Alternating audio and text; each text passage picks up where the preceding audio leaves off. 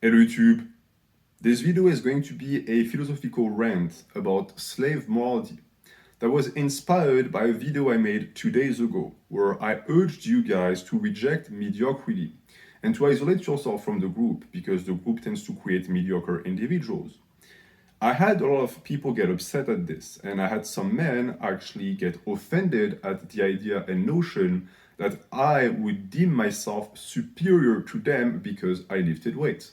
Now, I wasn't surprised by this because it's a very common notion and mindset, especially amongst people who don't lift weights.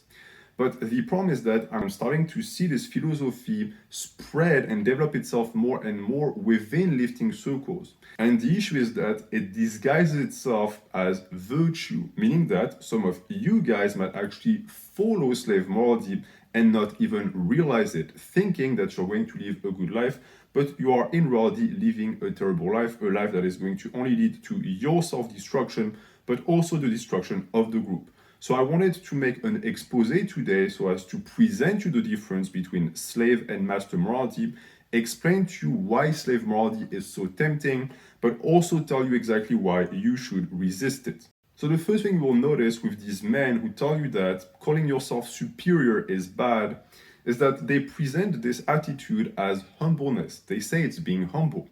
And because being humble is good, you should of course follow them. You should do the exact same thing they do. And to me, that is nonsense. That is not being humble. Lowering yourself and reducing yourself and just refusing to accept your own worth has nothing to do with modesty.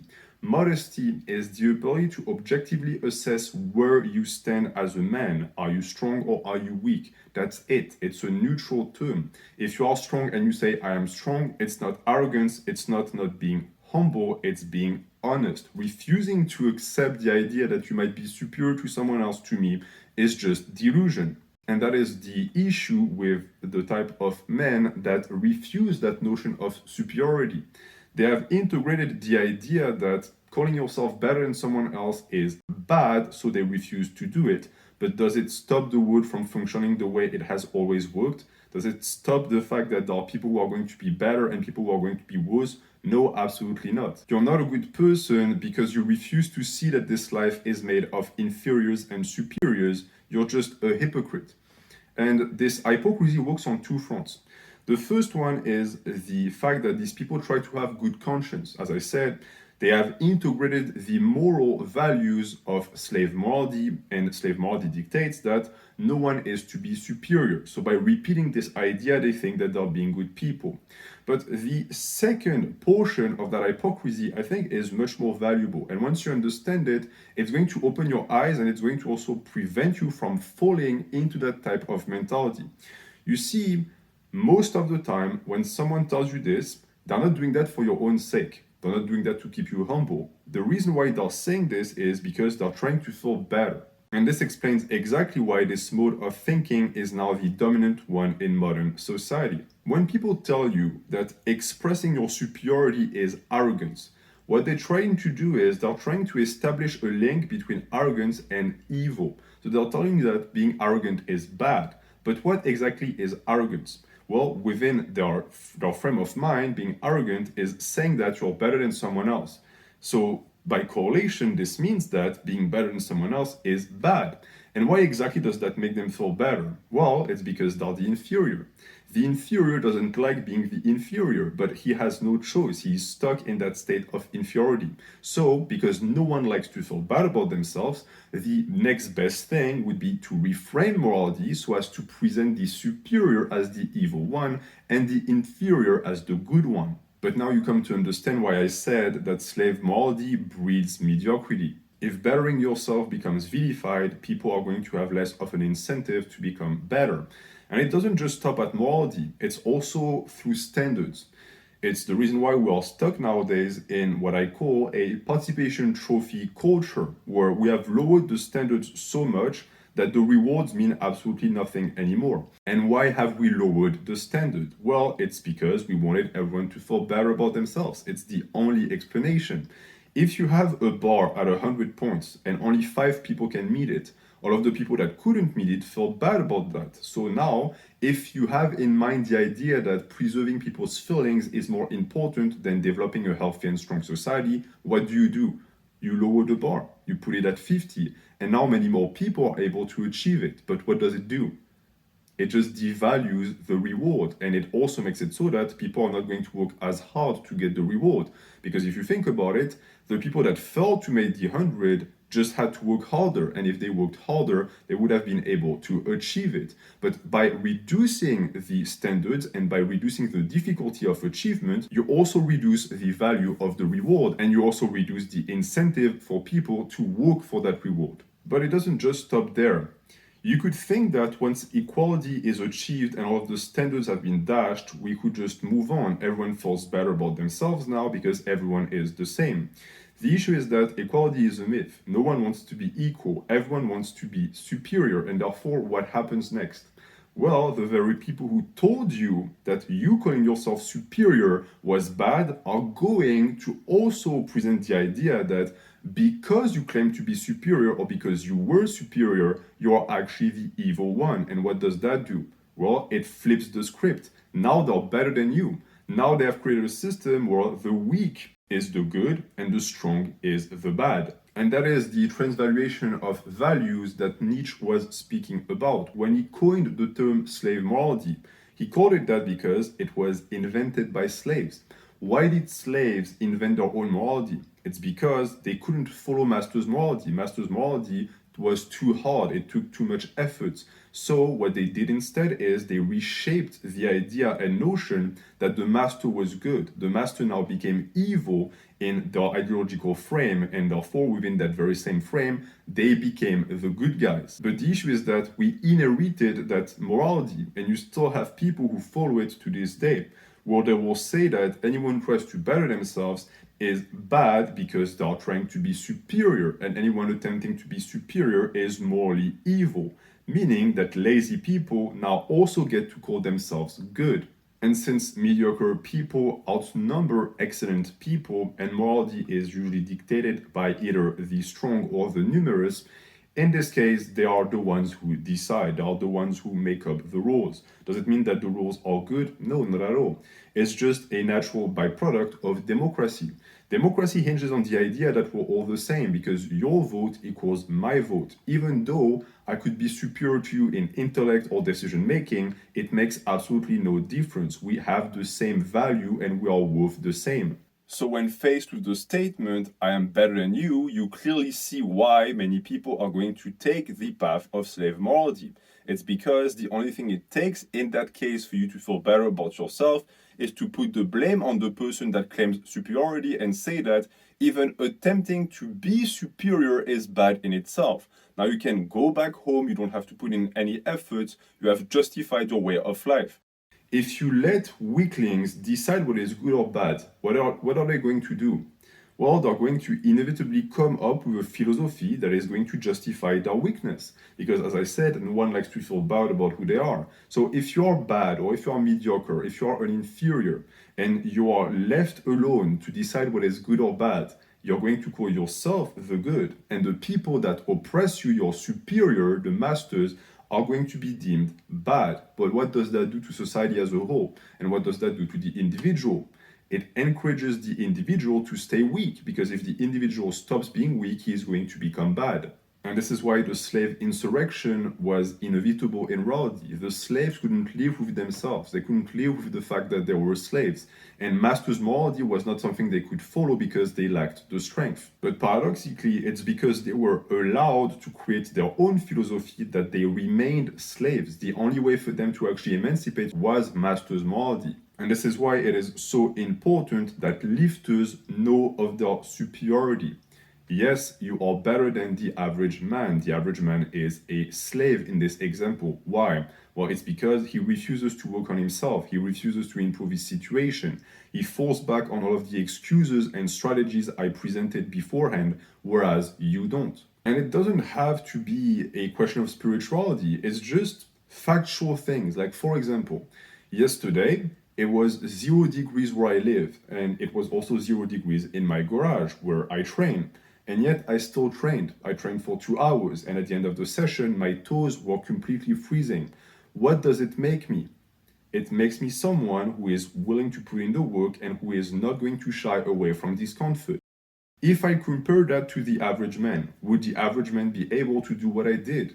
Absolutely not. The average man goes to an average gym and he still manages to skip even though he has AC, he has a very high level of comfort in the gym. He will still find excuses. Meaning what? Meaning that in this scenario, I am superior to him. It's not arrogance, it's not be bragging, it's a purely factual statement. And it's very important that lifters be able to express that because this is pride. Pride in what we do, pride in what we are.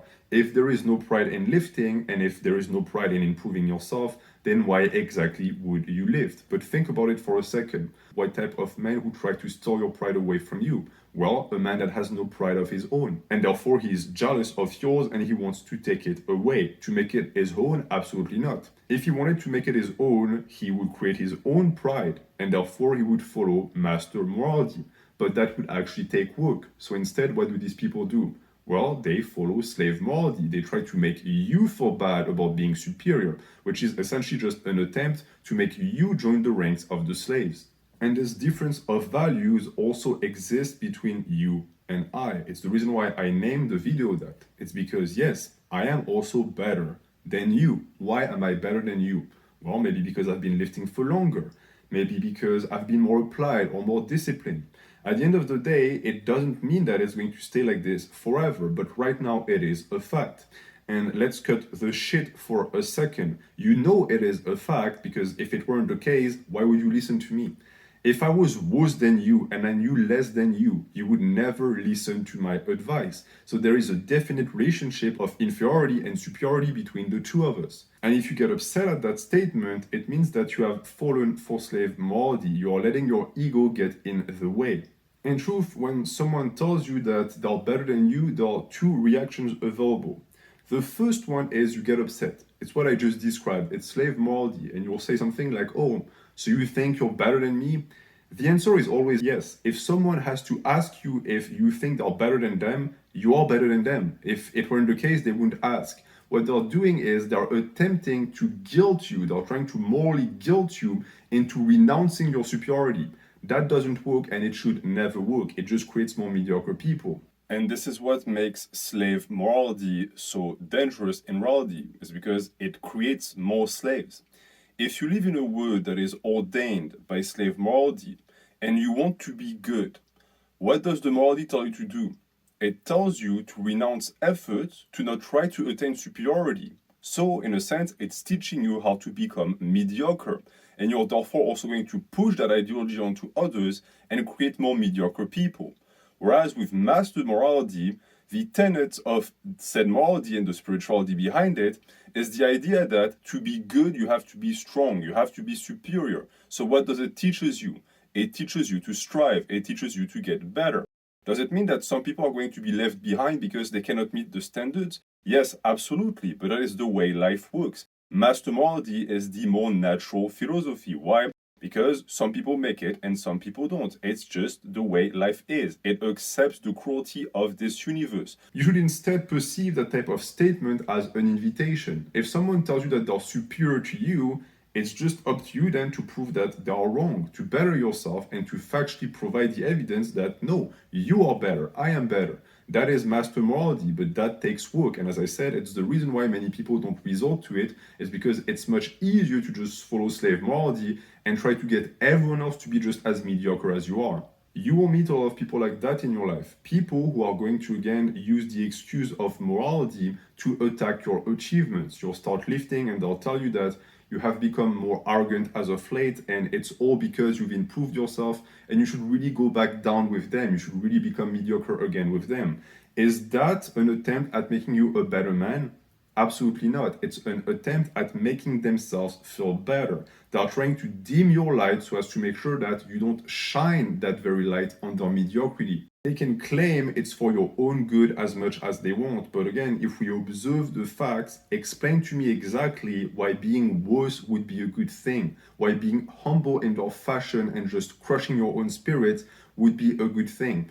All of that is just a constant effort by the mediocre to create more mediocrity around them. And we see that in modern society again with the lowered standards, but more importantly with the detestation of everything beautiful and mighty that we see nowadays, with statues being turned down, with the very notion of what beauty constitutes being questioned, where people tell you that it's just a social construct.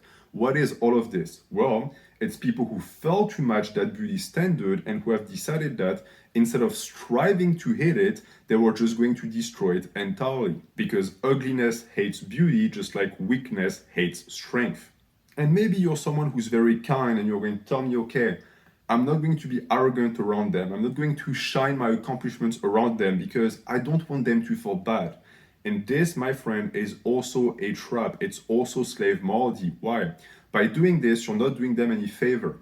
By allowing people to stay mediocre and hiding who you are and refusing to become an example they could follow, the only thing you do is you comfort them in their mediocrity because you leave them comfortable, you leave them in their comfort zone. If someone feels inferior to you, lowering yourself to their standards is not actually helping. What you should do instead is you should extend a hand and tell them that they have what it takes to climb up to your level. And it's exactly what I attempted to do with my video. My video was not to say that I'm so great and you guys suck, and this video is not to do that either.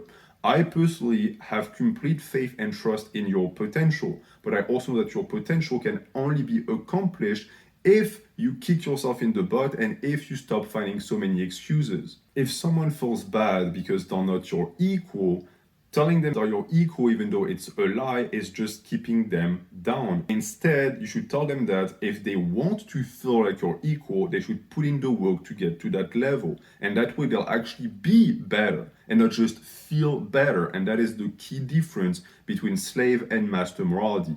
Master morality is the idea that you are going to accept as values everything that makes you stronger, and therefore everything that makes you stronger is deemed good, whereas everything that weakens you is seen as bad. According to Nietzsche, master morality was defeated by slave morality, not because it was weaker, but because the strong got worn down. The strong tried to be nice. Strong people eventually gave up and said, okay, maybe my existence as the strong actually oppresses the weak, in which case I'm going to become just as weak.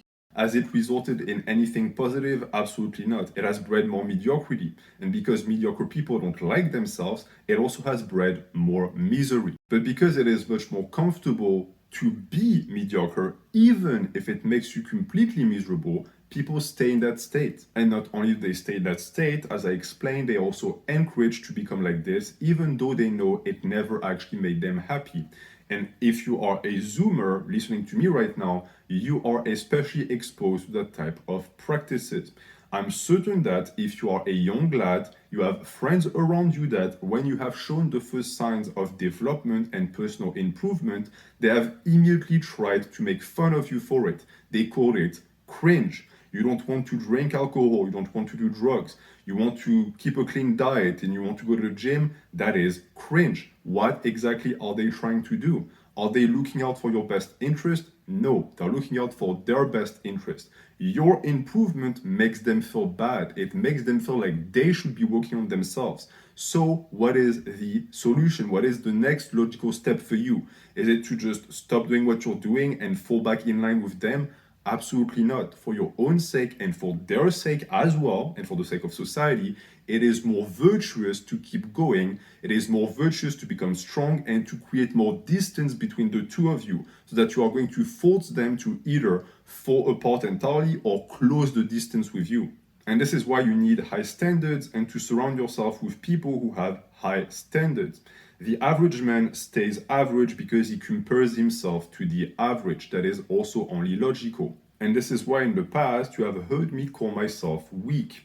Even though technically you could say that compared to the average man, I am not weak. I squat 4 plates, I pull 5 plates. But because I have high standards, I refuse to compare myself with the average because average rhymes with mediocre. Instead, you should shoot much higher than that. And that to me, by the way, constitutes real modesty that I call master modesty. Master modesty is being real with the fact that yes, you are better than some people, you are better than people who never lived, are obese and stuff their face, but you are not so good that you cannot improve anymore. This is elitism. Elitism is also seen as a great evil in today's society, which of course is no surprise since the average person is mediocre. Any type of philosophy that is going to promote excellence as the new standard is going to be met with a lot of hatred. Slave modesty, on the other hand, is the humbleness that you see in the majority of people where they just devalue themselves and they try to pretend that they're not as good as they actually are. What exactly is that? It's an attempt at getting attention. They want people to reassure them. Why? Because they're typically the type of person that would ask the question, so you think you're better than me? As I said, this question in itself is the expression of their inferiority. The master does not need to ask if he's the master. He knows he is the master. And it's why slave morality and morality is a double trap. Because if you think about it, on a societal level, what exactly is slave morality? It's people who are not doing well within the system, but instead of trying to understand how the system works and becoming better at it, no, they just refuse to follow the rules. They state that the rules are bad, the rules are evil, and anyone who make it within the rules are evil themselves. So they essentially do what a toddler who is losing at a game of Monopoly would do. They would refuse to follow the rules that they suck at, and they would invent their own rules in which they win. For what purpose? Just for the purpose of feeling better about themselves. This is morality created by slaves. It's an entire new system of moral guidances that have absolutely no effect on your life, don't better your life, but at least you get to tell yourself that you're the good guy. And of course, as I said, it's understandable. It's why slave morality is so attractive in reality, is because it's very comfortable. Right? If you're not doing good at any given time and you have two choices, one, to strive away until you become good, or to just immediately be able to just flip morality on its head and just do what Nietzsche called the transvaluation of values and immediately become the winner with no effort, why wouldn't you just follow the second option? It's so much easier. But if you're someone instead who has decided to follow master morality and who is willing to actually embrace the discomfort, then you are going to discover what it means to actually become a better man.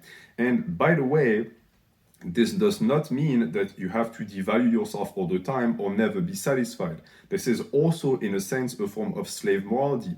If you constantly compare yourself to others and you tell yourself, I'm too small or too weak, you are missing the point. You can both be proud of your accomplishments and know that there is more for you to get. And that is because master morality is mainly defined by acceptation. It's the acceptation of the world around you. Accepting that some people are better than you is part of master morality. Rejecting that notion is part of slave morality because it denies the very nature of this world, which also, as I said, makes the likelihood of you evolving within the world zero because you refuse to follow the rules. And by the way, if you're going to argue that the rules might be bad, just understand one thing. If you're the type of man who wants to reshape the system to the root and completely modify morality in an effective fashion, this is also going to take master morality because you're going to have to destroy it with your own two hands. It's something I see times and times again. People who follow slave morality, who want to change the world, and their attempt at changing the world is looking up to the masters and saying, hey, could you please make my life a little bit more bearable? How does that compute? How does it actually constitute any type of revolution? It constitutes nothing, and it's the same for self-improvement. If you believe that others accepting you within the group is going to make you feel better about yourself, you are entirely wrong. The only person that can get that for yourself is you. And since mediocrity within society and group is the norm, most likely if you want to actually achieve anything of note, you are going to have to isolate yourself. You are going to have to leave the crab bucket because these people will keep you mediocre in order to feel better about themselves. And as I said, the risk is that the more you stay in the crab bucket, the more you're going to become like these people and the more you're going to become a hindrance on society as well. But this doesn't mean that you will stay alone forever. I don't want you to believe that I'm promoting some form of Sigma grind set mentality. That's not the point at all. To me, you separate yourself and you espouse master morality so as to be able to come back to society and change it from within. In essence, you will use solitude as a tool to build yourself up and remove yourself from bad influences. When once you've built yourself a solid identity, you can return to the group and society and actually be of use. One, because you'll be able to dash away all the petty attempts at keeping you mediocre. You will be immune, just like I am immune to that. And two, because you will inspire people to follow positive values as opposed to a religion of mediocrity. So I'm going to leave you with that. If you want to access more resources regarding 𝕥𝕥𝕒𝕟 and just development in particular and the ability to reject mediocrity, you can check the description and you can check the series I made on niche as well. Thank you for watching. Have a good night.